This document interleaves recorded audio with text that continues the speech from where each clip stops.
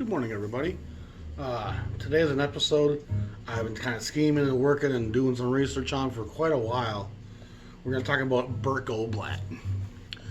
And Burt Goldblatt's an important figure in jazz history and in graphic design, in music design, in a lot of different essences. He had a large impact on a lot of different things. Goldblatt's an interesting character, but it's really his graphic design and innovation as the LP era and the 10-inch era dawns that really changes the course of how the modern album was presented. And it's, for those of you who don't recall, the old 78 era, pre-war, late 40s, those 78s all came in brown sleeves that at most would have the graphics of the label they were associated with. Just a flat Columbia, RCA, Decca, whatever you want to have. There's all kinds of labels pre-war. And they had their own little custom brown sleeves that the 78 would slide into. But they're basically like inner sleeves with label advertising and no art to them whatsoever. I'll throw a few pictures up here to show you. I used to have some 78s, but I got rid of them. They were never part of a functional collection for me. As the LP era, 10-inch era dawns in the early 50s, 1950, they're already starting some of the big labels start to use them. It opened the door for new album cover to come into existence. And we're going to dive more into that in a second. First, I want to give you a little background information on one Burt Goldblatt. He was born in Dorchester, Massachusetts. Director of graphic design, photography, and author. He fought in the Pacific Theater in the Second World War, which gives anybody some depth and some broad experience. He went to the Massachusetts College of Art. He goes to New York in the early 50s and starts making jazz covers right away for major and independent labels. For artists as wide as Chris Connor, Duke Ellington, Billie Holiday, Herbie Mann, Charlie Mingus, Oscar Pettiford, Kai Winding, just a wide selection of artists on a wide array of labels, from some of the big major labels to some of the most small independent labels. He starts making a lot of groundbreaking designs for them, which we're going to dive into in a minute. Bud Powell actually wrote a song for him called Burt Covers Bud. And he loved what Burt was doing with his album covers. And it's a pretty impressive body of work that Goldblatt does. Over the years of being a collector, I started noticing his name on album covers, especially album covers that I happen to like. I'm like, oh, I really like this cover. Oh, it's who's this Burt Goldblatt guy? And that happens over and over and over again where I like the cover. And I'm like, who is this guy? And there's certain labels that I'll explain in a minute that really pushed me into Burt Goldblatt. The New York Times once wrote, encompass black and white photographs, studio photos inspired by film noir, as well as gritty street scenes often overlaid with flat colors, evoking guise of nightlife, expression, etc. Expressionistic line drawings of performers in action were also in vogue. He does 200 album covers in 1955 alone. This body of work really starts in like 52, 53, 54, 55, and that whole 10-inch era into the first few years of the LP era. And he continues doing some work into the 50s and later 50s and 60s, but it really thins out. He's really there at the beginning of this LP phenomenon. One of the interesting things is that as this new era of 10-inch dawns, this is what album covers started to look like. It's kind of alright. Some Jelly Roll Morton with some kind of cliche Storyville look to it. Here's an Ellington 10-inch on a weird little label called Panorama. But just, pretty simple. Could be a piano teaching grade 2 piano notebook. King Oliver, again, could be a textbook how to learn how to play brass.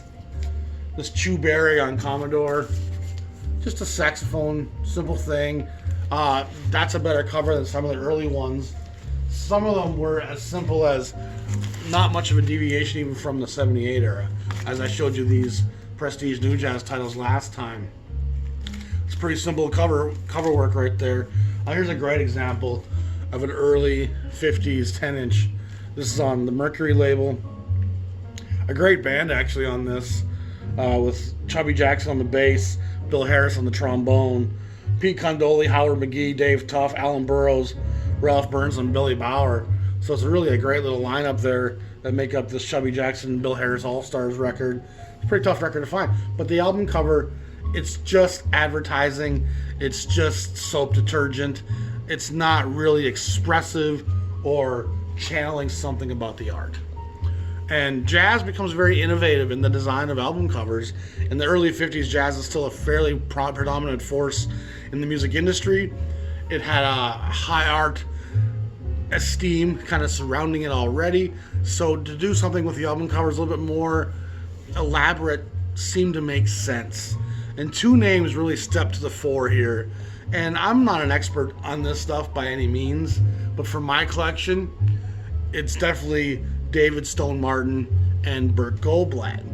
And David Stone Martin works for a number of different labels, if I understand correctly, but he's predominantly associated with Norman Granz and the Verve stuff. He does these kind of wistful line drawings, kind of exaggerated features, and minimalist, curving, romantic kind of lines. And then he uses black and white photographs.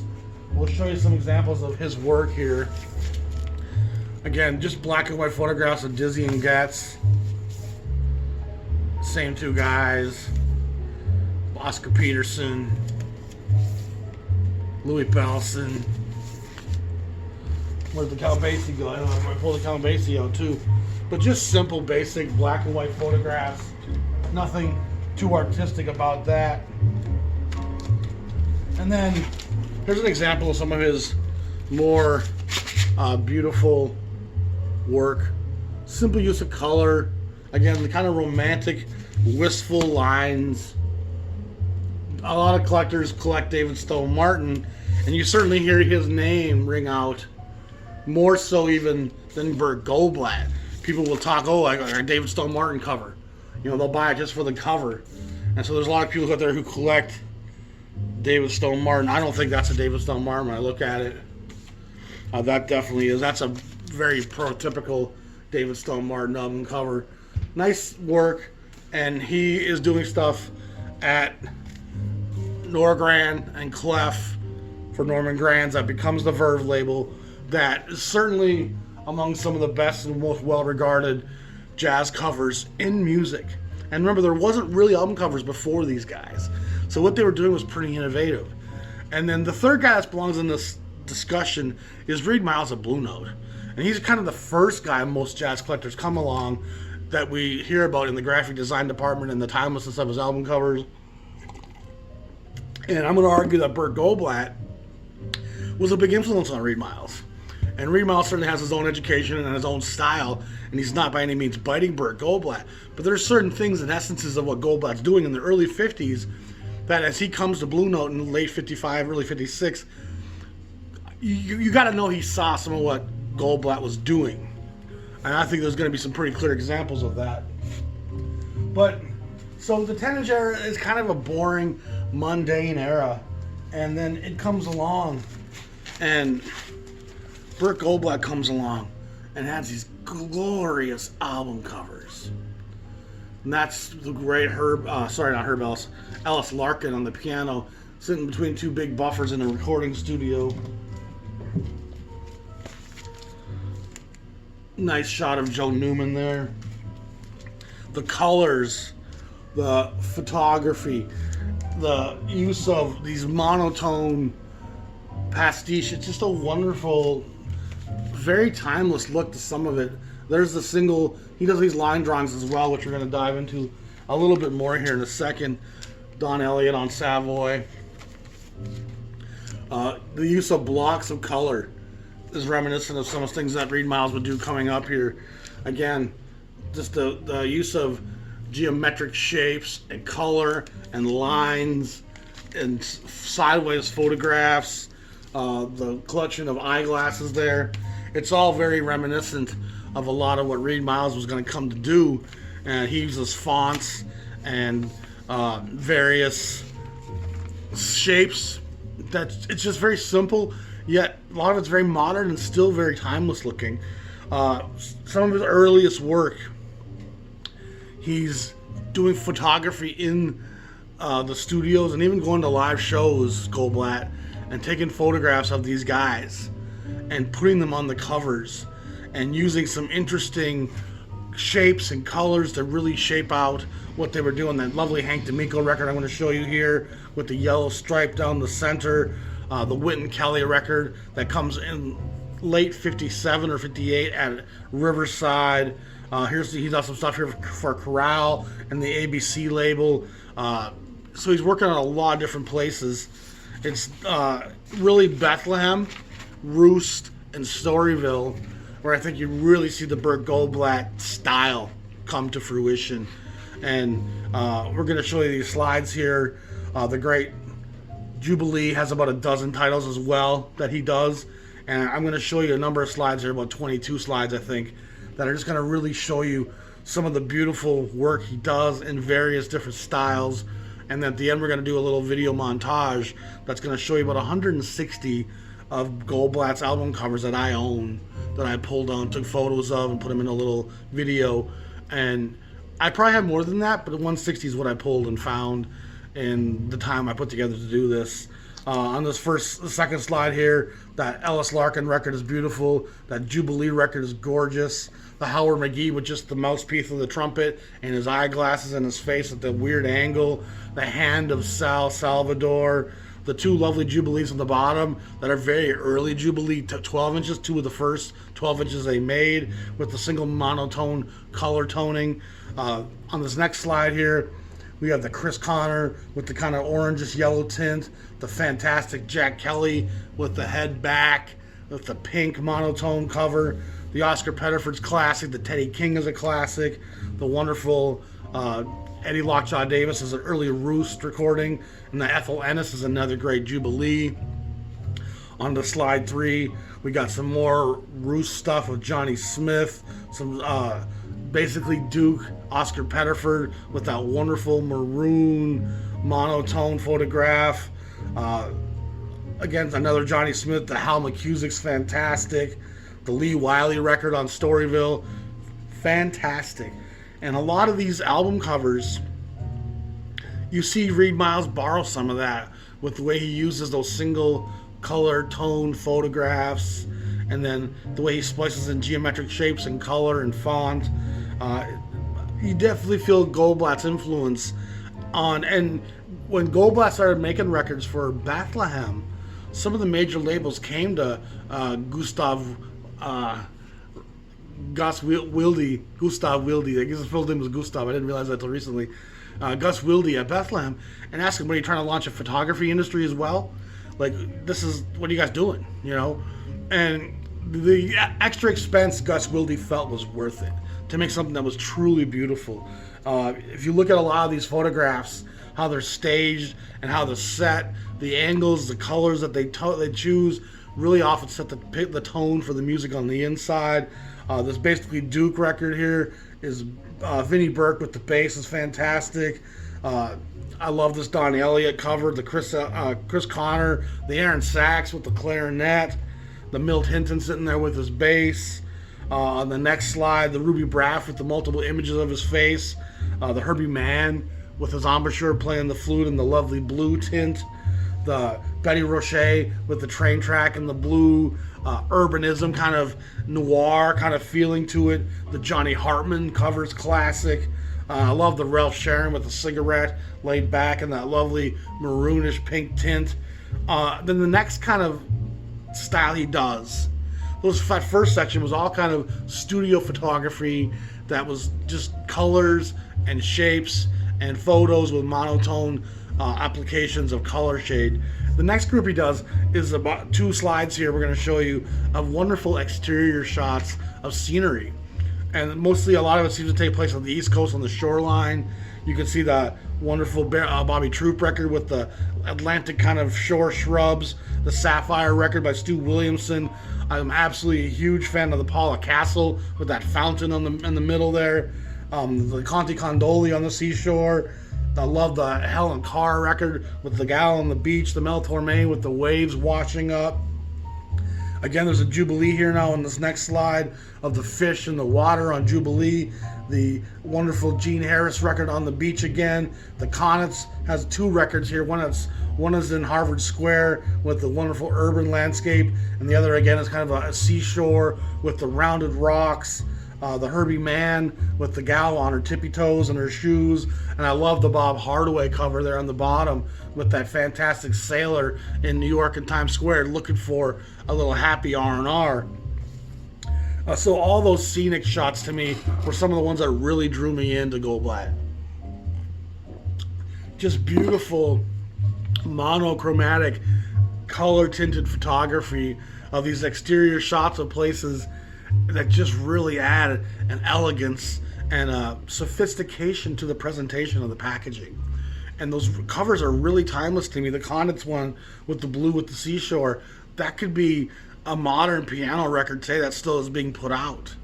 And what happened to jazz album covers? I've asked that before, but by 1965, all the innovation that's in jazz and in jazz typography and in the imagery and the graphic design, jazz, of course, is being brushed aside greatly. So the money being spent on jazz is greatly being diminished. So that's probably a big part of it. And also rock and roll and rhythm and blues are coming to the fore. But yet rock and roll and the blues, rock and roll and R&B, I don't feel like really has that same wonderful esoteric style that jazz has in the 50s into the early 60s.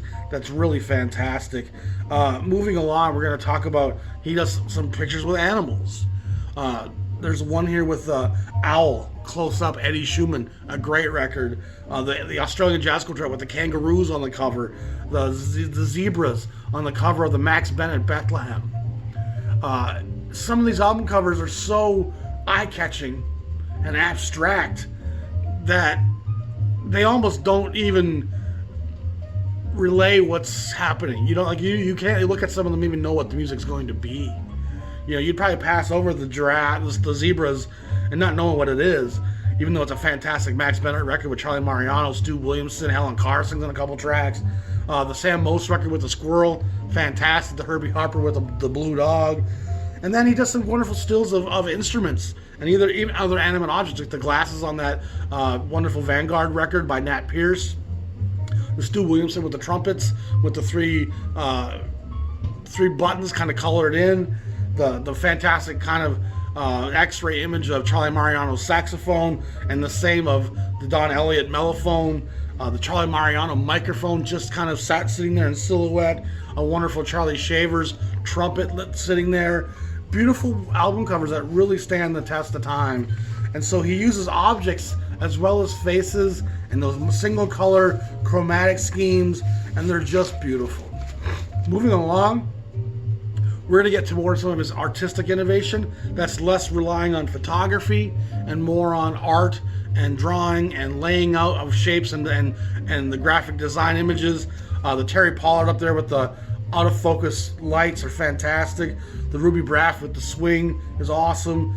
All the pennies on the floor for the Pee Wee Russell record's great. The Stan Levy record with the explosions of colors, fantastic. If you move along to the next slide, you'll see that those 2 records on the top, where he kind of uses the same image over and over, repeats it, creating repeating styles, something that I think Reed Miles probably saw. The Don Bias and the Joe Puma with the green with the pink colors are fantastic, great looking covers. 2 of the coolest covers are the Mel Torme and the Bud Freeman record. The Mel Torme is a bunch of cars that he lays out and creates Mel Torme's face amazingly accurately somehow with cars. And then the Bud Freeman is a bunch of saxophones that are laid out in a cool design that probably took a while to do, and it looks like Bud Freeman. It's amazing. On the next one of my favorite covers is the Herbie Mann with the owl on the edge of this flute. The Cherries of the Howard McGee record. The wonderful Wigville cover with all the mustaches and beards is just fantastic. The man with the flamingo on the flute. The Carmen McRae with all the mouths these are pretty innovative covers for 53, 54, 55. The Peggy Connolly record, on this slide you're going to see some cool bars of color. The Stu Williamson with the pink bar going across. The big 6 on the next record there. That's really Reed Miles with the triangle of yellow and the red slash. The big D for Duke Ellington. The Joe Roland with the pink bars of the xylophone. The Oscar Pettiford with the moving strings of his bass. On the next slide, we're going to see some great shapes and colors with the Johnny Taylor records, the Stan Getz with the pink diamonds, the Bob Brookmeyer and the P.B. Russell with the bars of color being kind of spliced and laid around. Those are records that Reed Miles was influenced by. These are very photogenic album covers that really have a wonderful design element to them, and they really still look very modern and crisp. On the next slide, we'll again see him using the letter K on the Kai Winding, the letters J and S on the Johnny Smith, and these big out-of-frame letters on the cover in big block form, the fantastic line drawings on the Eddie Bonamere record showing Harlem and the piano and the intersections, the Sonny Stitt record with the lovely line drawing of Stitt, the two Emersy records I show here with the great line drawings of Charlie Ventura and Lionel Hampton. He's a fantastic line drawer. And he's less whimsical than David Stone Martin, who tends to be very swirling and a little bit unrealistic, just dreamscapey, just morphing shapes. Whereas the Goldblatt stuff is much more of an actual representation of the person's face and features and shapes. A lot of the shapes of David Stone Martin might not even relate to the musician that they're talking about. They might show him as tall, slender, and 8 feet tall when really he's a short guy that's 5'7". So Goldblatt's covers are his drawings are much more realistic in relationship to the artist that he's drawing. On the next slide here, we're going to show you some fantastic Jubilee stuff, some fantastic imagery again that Reed Miles I feel was influenced by. The Joe Harnell record on the bottom with those splashes of orange and pink. The Dizzy Gillespie over the map of London, laying flat on his back with the pink and the yellow. Another fantastic Sonny Stitt 10-inch at Roost. On the next slide, we're going to see some fantastic line drawings again. Some Storyville stuff with Serge Chaloff, Boston Art Festival, the Johnny Smith line drawing of him in the pink background. Just great line drawings that really illustrate some of his styles and what he brought to the fore. On the next slide, we're going to see the Lee Konitz with the whimsical slashes of orange over the gray monochromatic. The Don Elliott with the cool font and the nice line drawing in the background. The fantastic Jonah Jones record with all the drawings of him playing the trumpet. The Savoy Marion McPartland's fantastic. The Atlantic record there that shows a very Sidney Bechet that's very interesting and looks like Sidney Bechet. And I think, is it Jack Teagarden that's playing? I can't remember who's playing with him there. Great stuff. And then we're going to see that as he moves towards the end, late 50s into the early 60s, he starts doing stuff for more labels like RCA and Decca and Columbia and Corral. He does the first Argo record, which was actually on Martari, which becomes Argo. They reissued it as Argo. But they're just kind of more simple images. There's less room for him to do graphic design on these. On the next slide, we're going to see some great Charlie Mingus covers. Him with the chessboard, him with his bass. Of course, a great Bud Powell fantasy record, Charlie Parker. And then 2 Impulse covers he does in 63 probably, which are probably some of the last jazz titles that I've discovered that he does. And so you're seeing this long range of him having impact on the graphic design of jazz. And I feel like there's a lot of examples in there of fantastic shapes, colors, fonts, graphics, the use of letters, numbers, maps, just all kinds of different approaches to making innovative graphic album design that's pleasing to the eye, that's marketable, and was really shaking the foundations of what jazz was doing.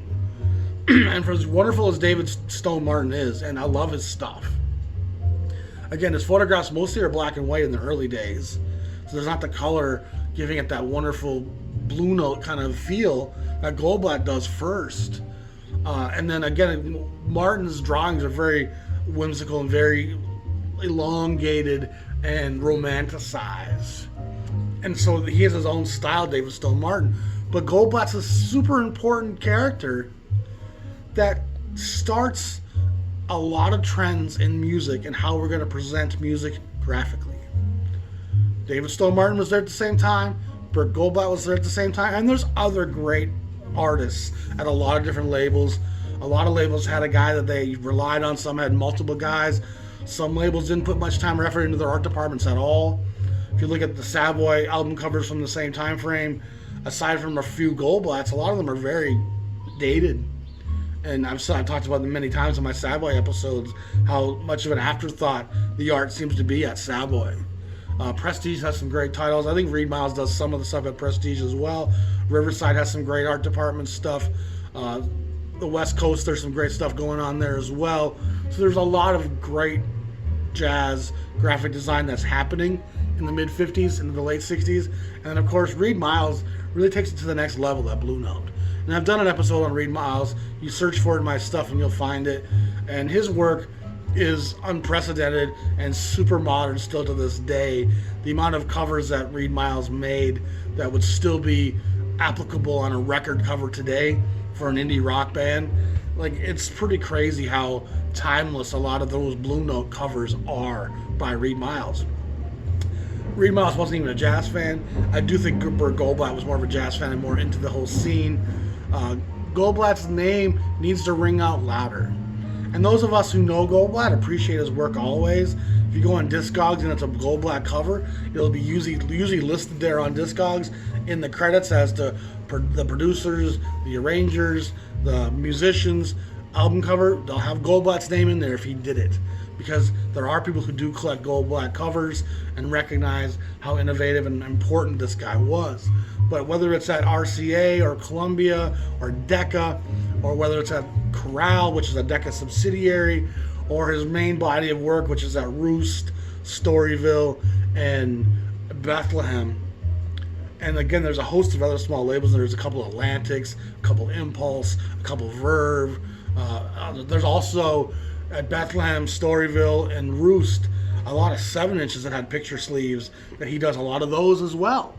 And some of them are going to be slight variations on the albums, but just like they'll change the color tone or just take part of the image. But some are wholly new artwork as well. And so, like I said, Goldblatt does 200 titles in 55 alone. And a lot of that's Bethlehem, Roost, and Storyville. And again, Jubilee had about 12 titles in that year that I have. And I don't have very many Jubilee 10 inches. I'd like to see more. I bet you he's on a lot of those as well. The few I have, he did. He's at Jubilee early in the LP, but by the first 15 albums or so, Goldblatt's no longer at Jubilee. At Roost, he doesn't seem to cross over at all into the LP era. So it's mostly 10 inches at Roost. And at Bethlehem, he does the entire 10-inch series, and then about a third maybe of the early LP series before he's no longer at Bethlehem as well. So he obviously moves on to into other things, and all those labels' finest album covers was when Burt Goldblatt was making their album covers. So love David Stone Martin, love Reed Miles, but let's add to that trinity Burt Goldblatt's work. It's super innovative, super refreshing, super beautiful to still look at today. And from the Lee Connets with the blue to the fantastic body of work of Bethlehem with the owls and the zebras and all those fantastic seashores, it's just really great stuff. And when you look at it compared to what's happening in the competitors' field of vision, there's little question which is still more modern. This you won't find anywhere today. That could still be selling something in a magazine. It's pretty impressive how innovative Goldblatt's work is. So that's the great Burt Goldblatt. I hope you all enjoyed that episode. Stay safe. Enjoy your day. We're going to come back at you real soon with the next 24 records to start a library with from, I think I'm going to do Columbia next. I'm not sure, but I think I'm going to do Columbia next. Y'all be safe. Talk to you soon. Peace.